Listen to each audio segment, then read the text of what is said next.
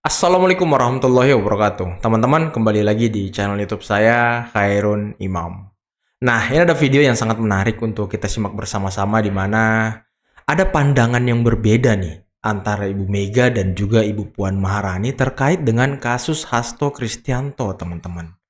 Dan kemarin PDIP merayakan hari ulang tahunnya dan diisi dengan pidato yang sangat panjang dan tidak sedikit orang yang mengatakan bahwa ya Ibu Mega lagi-lagi mendongeng gitu. Karena ya isi pidato Ibu Mega itu ya kalau nggak menyindir, kalau nggak melakukan pengakuan-pengakuan, saya ini loh, saya itu loh, bapak saya ini loh. Nah, itu style Ibu Mega teman-temannya, dan itu selalu ada di setiap pidato beliau. Dan tidak tanggung-tanggung, di sini Ibu Mega juga sempat mengkritik dan menyenggol lah KPK karena selalu mengubek-ubek kasus Hasto.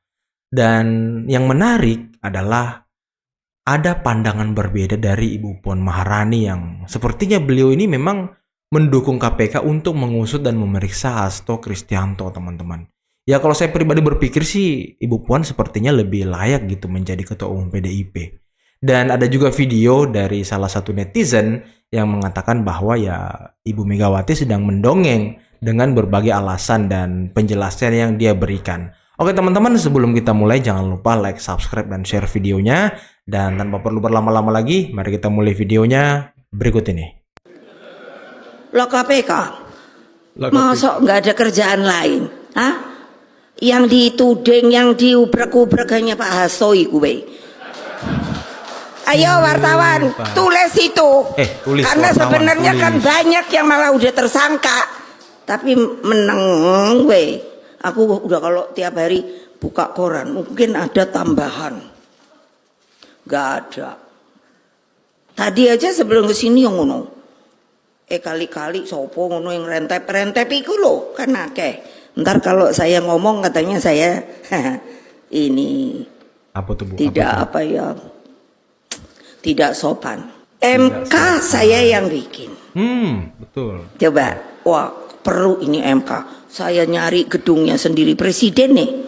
Iku di situ tuh ngendiku jalan opo? Megah. Waktu itu Pak Jimli yang aku jadi. Sekarang melehek. Dijadi mainan. Lah iyalah. Itu kan konstitusi. Nah, setelah ini kita akan dengarkan apakah benar Ibu Mega yang mendirikan MK, teman-teman. Ini menarik nih. Pertama ya, tentang MK. MK itu terbentuk ya berdasarkan amanat Undang-Undang Dasar 45 di aturan peralihan pasal 3 ya, yang berbunyi, saya bacakan ya. Mahkamah Konstitusi dibentuk selambat-lambatnya pada 17 Agustus 2003 dan sebelum dibentuk segala kewenangannya dilakukan oleh Mahkamah Agung.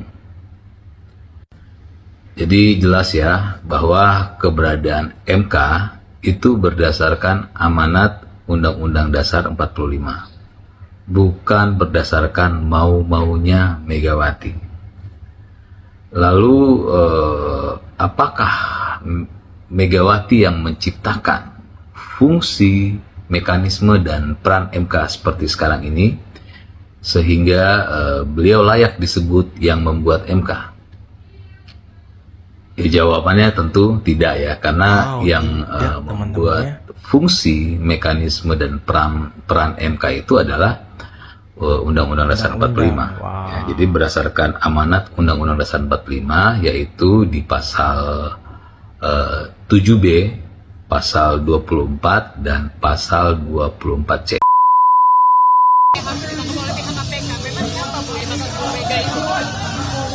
Ya hal itu kan maksudnya proses hukum itu kan sama, jadi ya semuanya itu harus berjalan sama. Puan Maharani apresiasi ucapan dari Jokowi hingga respon soal kasus Hasto.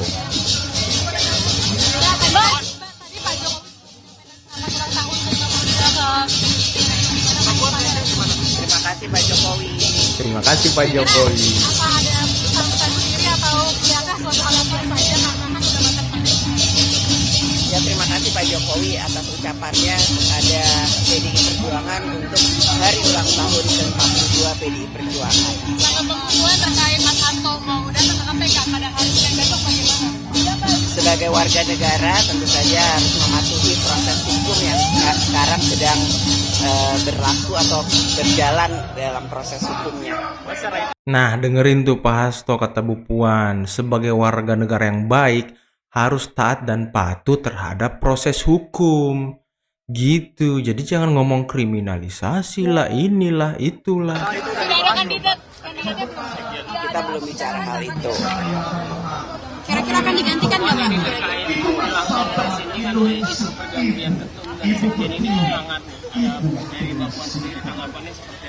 Ya, kongres setiap proses kongres di setiap partai politik itu kan biasa kalau kemudian terjadi pergantian di struktur di partainya. Jadi itu kan nanti kita lihat di bulan April insya Allah PDI Perjuangan akan melaksanakan kongresnya. Tanggal berapa Pak tepatnya Pak? Pidato Ibu Ketua Umum hari ini sudah cukup efektif untuk mempersolid partai jika ada yang mengaung partai. Kami solid, kami yakin insya Allah bahwa kongres adalah proses tertinggi dari proses internal suatu partai, bukan hanya PDI Perjuangan. Jadi kami meyakini bahwa semuanya akan saling menghormati dan menghargai bahwa proses di semua partai itu akan dijalani di internal partainya tersebut. Puan tadi katanya nanti kalau kemudian Mas Hasto dipanggil KPK, lalu kemudian mekanisme berjalannya partai nanti akan dijalankan oleh siapa? Ada penggantinya nggak Mbak? Ya kita lihat dulu apa yang akan terjadi. Kita praduga tak bersalah dulu. Mbak Puan tadi tidak banyak yang tadi mempertegas kalau PDIP solid dan tidak penggantian. Tapi yang pas sebetulnya Pak Effendi Simbolon sempat menyinggung kalau misalkan karena Pak Hasto tersangka jadinya Bu Ketum harus mundur. Nah ini berarti kan nggak ada kayak gitu ya Mbak? Ya, kita jangan berandai-andai, kita saling menghargai dan menghormati proses internal yang ada di suatu partai. Jadi ya kita ikuti proses yang ada di partai PDI Perjuangan. Prosesnya itu untuk internal adanya di kongres, ya jadi nanti kita ikuti kongres itu akan berjalan seperti apa, dan kongres itu masih bulan April yang akan datang. Oh, masih lama ya, masih bulan April Pak teman-teman. Prabowo kan, Bu Mega kan menyinggung bahwa ada Pak Prabowo merindukan nasi goreng gitu. Jadi Merindukan ada nasi goreng.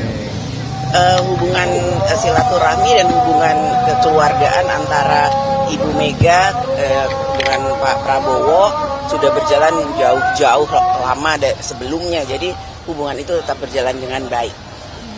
Sinyalnya akan bergabung Mbak Puan? Tadi sudah saya jawab, terima kasih Pak Jokowi atas ucapannya. Sinyalnya akan bergabung ke Kim apa gimana? Kita lihat nanti setelah kongres. Kita lihat nanti setelah Pak Jokowi akan mau menjadi ketum PDIP gitu. Apakah sudah dibahas dalam internal PDIP sendiri? Gak ada. Tadi Ketua DPD Jawa Tengah dan juga Ketua DPP Bapak Murianto tidak terlihat di tempat, Pak. Apakah ada informasi? Nggak tahu, saya juga belum lihat karena tadi ruangannya berbeda. Belum tahu. Oke teman-teman, luar biasa ya Bu Puan menjawab pertanyaan-pertanyaan dari wartawan. Dan sepertinya Bu Puan ini sangat bijak ya, merespon ucapan selamat dari Pak Jokowi, bagaimana beliau merespon dari tersangkanya Hasto. Ya saya pikir Ibu Puan ini lebih pantas gitu menjadi Ketua Umum PDIP, ya nggak sih teman-teman? Gimana sih menurut kalian soal Bu Puan ini akan menjadi Ketua PDIP? Ya kalau saya sih yes gitu. Karena dari beberapa pertanyaan-pertanyaan ataupun wawancara-wawancara Bu Puan, ya beliau selalu bijak, tidak pernah menjatuhkan orang lain, selalu menjunjung tinggi demokrasi dan segala macam. Ini keren banget Bu Puan. Logika aja ya, logika ya. Megawati kan kemarin mengatakan bahwa ini ulang tahun PDIP ke-52. 52 ya. Kalau PDIP ulang tahun ke-52 artinya PDIP itu didirikan tahun 1973. Nah, kalau tahun 1973 Megawati itu ya baru berumur 25-26 tahun. Ya Megawati pada umur segitu ya belum ngapa-ngapain kan. belum ada di dalam politik praktis. Belum ketemu Suryadi ya yang memanfaatkan nama Soekarno melalui Megawati untuk menaikkan suara PDI. Jadi dari logika itu kan sebenarnya sudah membuktikan bahwa Megawati bukan yang mendirikan PDIP. Ya, dia hanya meneruskan PDI. Meneruskan PDI. Partai yang sudah ada dan diteruskan, bukan Megawati yang mendirikan. Jelas ya. Semoga ini dapat meluruskan pengetahuan kalian dan tentu meluruskan sejarah. Wow. Berarti Ibu Mega bukan pendiri PDIP. Beliau hanya meneruskan gitu teman-teman ya. Wow. Dongeng Bu Mega di HUT PDIP. Dongeng Bu Mega ya. Tanggal 10 Januari 2025 kemarin, PDI Perjuangan merayakan ulang tahun yang sederhana di sekolah partai PDIP di Lenteng Agung, Jakarta Selatan. Ulang tahun itu digelar sangat sederhana. Kursi-kursi ditata dan ada panggung kecil. Dalam pidatonya, Ketua Umum Partai Megawati Soekarno Putri menyebut bahwa tadinya ingin menggelar acara yang besar-besaran. Tapi karena capres yang diusung kalah, jadi prihatin dan bikin sederhana saja. Bu Mega juga heran, kok bisa kalah? Dan urutannya nomor 3 lagi. Setelah itu beliau bilang, ini rekayasa dari mana? Saya mau juga dong belajar kayak gitu. Iya rekayasa. Dari sini terlihat luka akibat kekalahan di kontestasi Pilpres itu ternyata masih tertoreh cukup dalam. Setidaknya di hati sang ketua umum.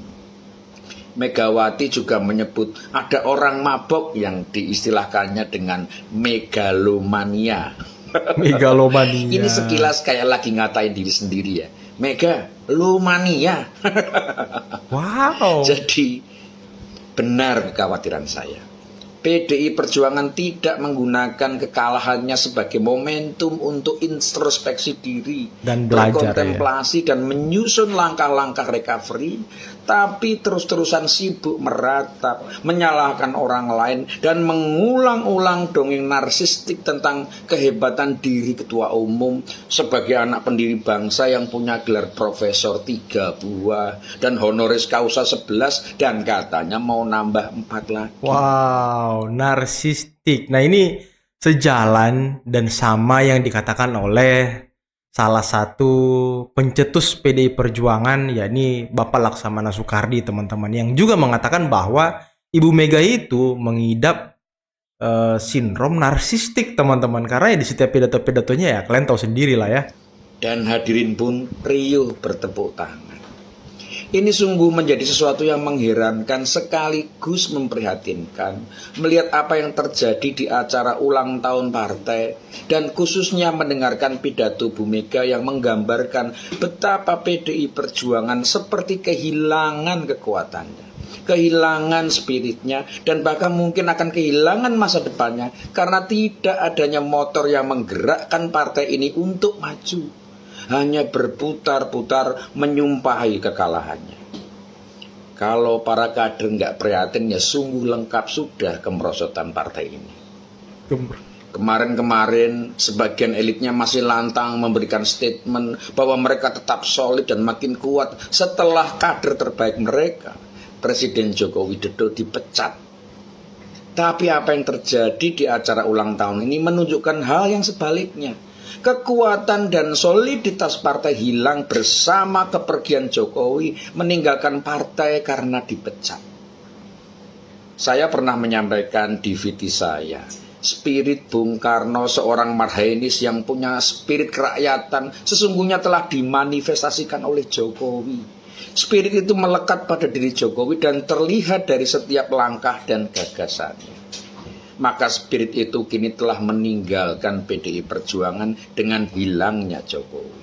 Dan salah satu cita-cita dari Bung Karno, teman-teman ya, adalah ingin mengolah hasil alam kita sendiri sehingga nantinya keuntungannya bisa dinikmati oleh masyarakat. Dan itu diaplikasikan dan dilaksanakan oleh Bapak Presiden ke-7 Republik Indonesia, Bapak Joko Widodo dengan hilirisasi, yang kemudian dilanjutkan oleh Bapak Presiden Prabowo Subianto, teman-teman. Jokowi memang bukan anak Soekarno seperti apa yang sering dipamerkan Megawati, atau juga bukan murid Soekarno seperti yang diklaim Hasto Kristianto.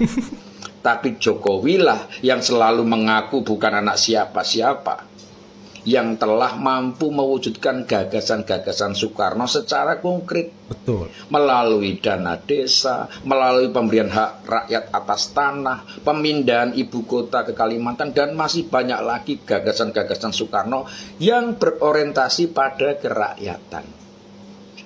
Megawati hanya bisa mendongeng tentang Soekarno, tapi Jokowi lah yang telah menjalankan gagasan-gagasannya.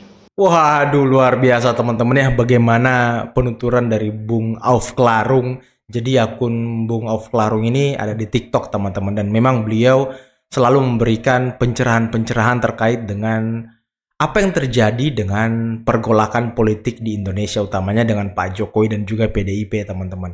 Dan menarik tadi bagaimana Ibu Puan memberikan mungkin sedikit menyindir Hasto, kalau ya sebagai warga negara yang baik memang harus taat dan patuh terhadap proses hukum.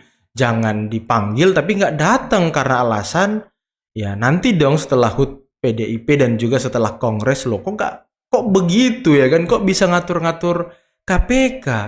Ya udah, kalau dipanggil untuk dimintai keterangan sebagai tersangka ya datang gitu sebagai ksatria. Katanya kan beliau ini ksatria, pejuang, murid Bung Karno.